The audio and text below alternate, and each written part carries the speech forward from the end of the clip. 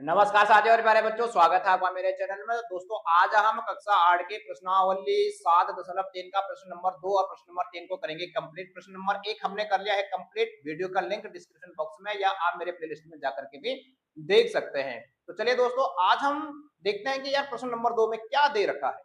तो प्यारे साथियों, यहाँ पे प्रश्न नंबर 2 में दे रखा है, एक प्रयोगशाला में किसी निश्चित प्रयोग में बैक्टीरिया की संख्या 2.5 यानी कि 2.5% प्रति घंटे की दर से बढ़ रही है। यदि प्रयोग के शुरू में बैक्टीरिया की संख्या 5,06,000 थी तो 2 घंटे के अंत में बैक्टीरिया की संख्या ज्ञात कीजिए।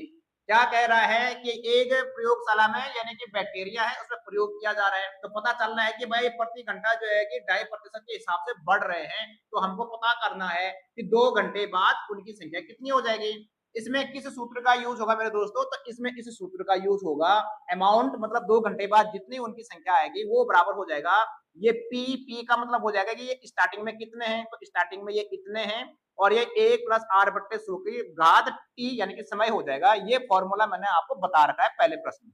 तो यहाँ पे हमारे पास जो पी हो जाएगा स्टार्टिंग में जो बैक्टीरिया है वो ये हो जाएगा हमारे पास 5,06,000 और यहाँ पे जो दर है जो रेट है वो कितना है 2.5% के हिसाब से 2.5% के हिसाब से बढ़ रहे हैं प्रति घंटा और टाइम कितना है 2 घंटे यानी कि 2 घंटे के बाद उनकी संख्या कितनी होगी।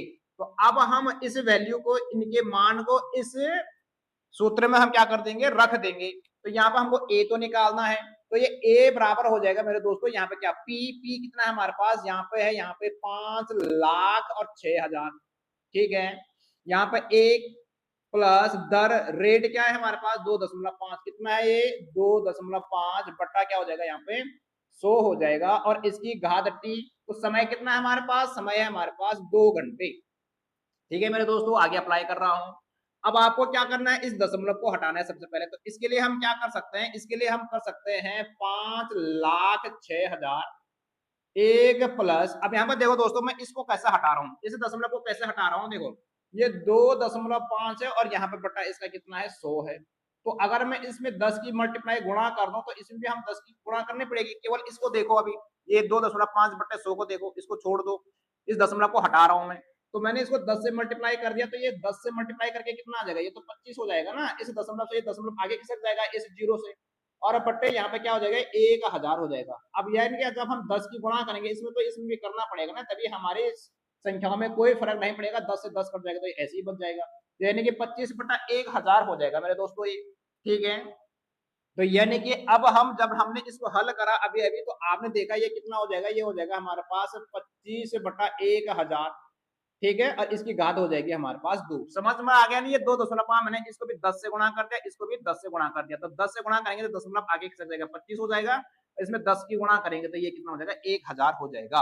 अब हम इसको काट सकते हैं, देखो कैसे काटना है। 25 के पाड़े आते हैं क्या, 25 एक में 25 और 25 चौके 100, ये 2 जीरो तो कट गए, बचा यहाँ पे क्या 1 जीरो बच गया, तो यानी कि 1/40 हो गया। अब इसको कैसे लिख सकता हूं मैं, यहाँ पे इसको मैं आगे अप्लाई कर रहा हूँ यहीं पे।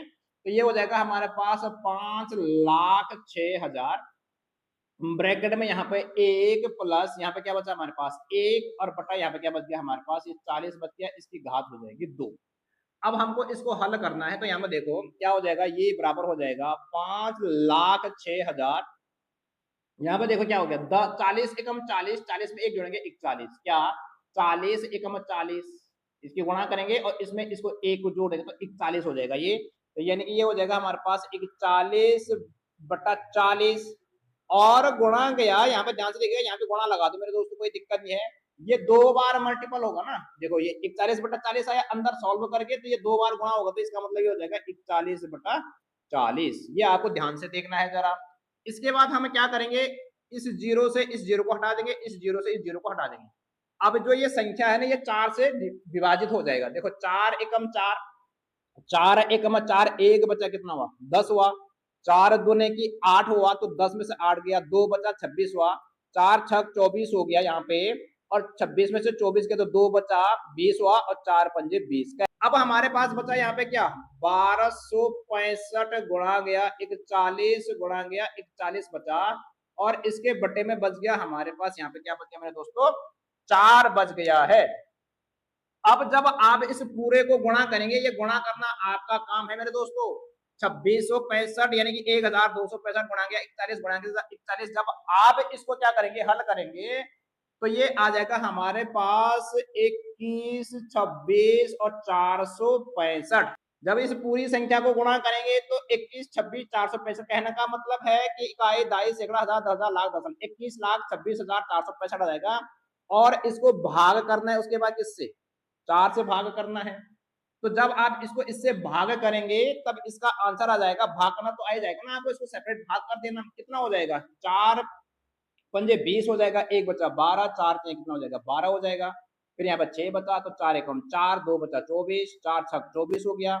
उसके बाद यहाँ पर कुछ नहीं बचा तो 6 और 4 का पहाड़ा 6 में एक बार जाएगा, 4 एकम 4, 2 बचा कितना हुआ 25 और 4 छक कितना हो जाएगा 24, दशमलव लगाएंगे 10 हो जाएगा, 4 दूना 8 हो जाएगा, 2 बचा 20 हुआ, 4 पंजे 20। कहने का मतलब है कि आपको इस संख्या को 4 से विभाजित करना है तो इतना आ जाएगा, ये इतना आ जाएगा 5,31,616.25।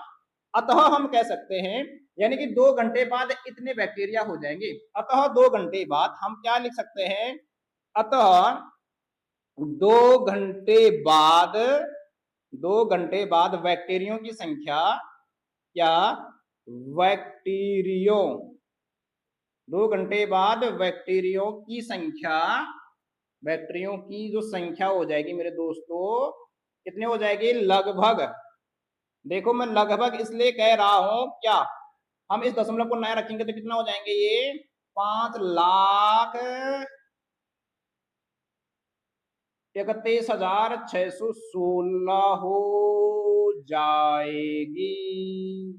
ठीक है मेरे दोस्तों, तो ये 2 घंटे बाद ये बैक्टीरिया लगभग कितने हो जाएंगे अगर हम दशमलव को ना लें तो। इसके बाद करते हैं इसका तीसरा प्रश्न। प्रश्न 3 दिया गया है इसमें, एक स्कूटर रुपये 42,000 में खरीदा गया, 8% वार्षिक दर से इसके मूल्य का अवमूल्यन हो गया। अवमूल्यन का मतलब होता है कि भैया इसकी रेट में क्या हो रही है, कमी हो रही है। जब हम कोई भी चीज खरीदते हैं तो वो धीरे धीरे क्या होती है, उसके रेट में कमी होता है, उसके मूल्य में कमी हो जाती है। तो 8% अवमूल्यन, अवमूल्यन को हास भी बोलते हैं, यानी कि इसके रेट में कमी हो रही है। तो 1 वर्ष बाद स्कूटर का मूल्य ज्ञात कीजिए। तो दोस्तों मैंने कहा था आप लोगों के लिए कि 1 साल के लिए हम चाहे क्या निकालें, मिश्रधन यानी कि चक्रवृद्धि ब्याज के हिसाब से निकालें, या हम मिश्रधन जो है कि साधारण ब्याज के हिसाब से निकालें, तो कोई फर्क नहीं पड़ता है। तो यहाँ पर मैं साधारण ब्याज का सूत्र का इस्तेमाल कर रहा हूँ, क्योंकि हमको 1 साल बाद ही क्या करना है, स्कूटर का मूल्य ज्ञात करना है। तो जाहिर सी बात है, जब हम स्कूटर नया लेके आते हैं, कोई भी गाड़ियां नया लेके आते हैं, तो उसका रेट ज्यादा होता है। फिर धीरे धीरे जैसे हम उसको सेकंड हैंड में बेचते हैं तो उसका रेट क्या हो जाता है, कम हो जाता है। तो इसी को हमको निकालना है। तो दोस्तों मैंने यहाँ पे लिख दिया, हमारे पास जो प्रिंसिपल था, स्टार्टिंग में हमने स्कूटर खरीदा 42,000 का, तो 8% के हिसाब से रेट क्या हो रहा है, कम हो रहा है। तो ये 8% मैंने आर रख दिया है, और समय है हमारे पास 1 वर्ष। तो यानी कि यहाँ पे 1 साल में अवमूल्यन, यानी कि 1 साल में उसका रेट कितना कम हो जाएगा या कितने रुपये कम हो जाएंगे। तो इस 42,000 का हम 8% निकाल देंगे। तो 42,000 का 8% निकाल देंगे, जितने रुपये आएंगे उसमें से हम क्या करें, जो रुपये आएंगे उसको 42,000 में से कम कर देंगे। तो मैंने लिख दिया यहाँ पे 1 साल में अवमूल्यन, यानी कि इसको साधारण ब्याज भी के हिसाब से भी निकाल सकते हैं।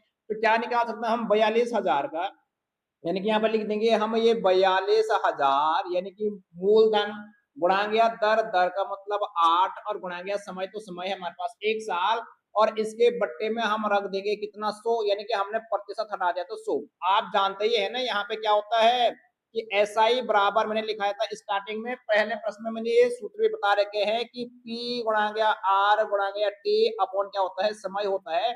तो 1 साल के लिए हम जो है कि इस सूत्र का यूज कर सकते हैं निकालने के लिए। तो प्रिंसिपल हो गया हमारे पास 42,000 रुपये, रेट किस हिसाब से, 8% के हिसाब से, टाइम है हमारे पास 1 वर्ष है, और बटे यहाँ पे 100। तो यानी कि मैंने इस सूत्र का यूज कर दिया, इसमें कोई दिक्कत नहीं है इसमें। अब आपको जो है इसको सॉल्व करना है। देखो इस जीरो से ये जीरो कट जाएगा, इस जीरो से ये जीरो कट जाएगा, तो ये बराबर आ जाएगा 8 एकम 8, और 8 की गुणा इससे करेंगे 420 से, तो 8 जीरो का क्या हो जाएगा, यहाँ पे जीरो हो जाएगा मेरे दोस्तों। 8 गुना कितना हो जाएगा, यहाँ पे 16 हो जाएगा, हासिल हमारे पास 1, और 8 चौके 32 हो जाएगा, और 32 अरे कितना हो जाएगा, यहाँ पे 33 हो जाएगा। तो यानी कि 1 साल बाद जो रेट कम होगा उसका उसका कितना होगा, 3,360 रुपये क्या हो जाएगा, कम हो जाएगा। तो 1 वर्ष बाद हम क्या लिखेंगे, कि एक वर्ष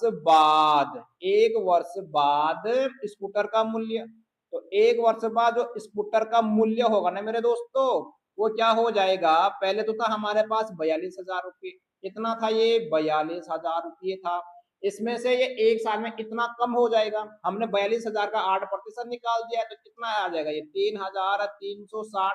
तो जब हम इसको माइनस करेंगे, तो जीरो को तो यहाँ पर माइनस कर लेते हैं, कोई दिक्कत नहीं है, यहाँ पे जो है कि ये 42,000 है, इसमें जीरो के नीचे इकाई के अंक के साथ इकाई का अंक रखना है, यहाँ पर 6 रख देंगे, यहाँ पर 3 और यहाँ पर 3, इसको हम माइनस करना है, क्यों, अवमूल्यन हो रहा है, मूल्य घट रहा है, तो प्रति साल 3,000 रुपये घट जाएगा वो, तो यानी कि यहाँ पे जीरो का जीरो, 10 में से 6 गया कितना बचेगा 4, यहाँ पर बचा 9 मेरे दोस्तों, तो 9 में से 6 गया 3 गया कितना 6, यहाँ पर बचा हमारे पास 1, ठीक है, जिससे हासिल देखिए यहाँ पर 11 में से 3 गया कितना 8, और यहाँ पे 4 में से इसने एक हासिल देते, यहाँ पे क्या बचा, यहाँ पे 3 बचा, तो 38,640, हमने इसको जो है कि क्या कर दिया, मल्टीप्लाई कर दिया, तो यहाँ पर आ गया हमारे पास ये कितना 38,640। अतः हम कह सकते हैं मेरे दोस्तों, अतः क्या कहते हैं, यहीं से लिखना है, एक वर्ष बाद स्कूटर का मूल्य, अतः एक वर्ष बाद स्कूटर का मूल्य, स्कूटर का मूल्य कितना हो जाएगा 38,640 होगी, 38,640 होगी। तो दोस्तों हमने प्रश्नावली 7.3 को भी कर लिया है कंप्लीट। आप सभी वीडियो को मेरे प्लेलिस्ट में जाकर के भी देख सकते हैं, जो जो प्रश्न आपको जो है कि इस वीडियो में नहीं मिलते हैं, तो जो है कि वो हमने जो है कि प्लेलिस्ट में डाल दिए सभी वीडियो को।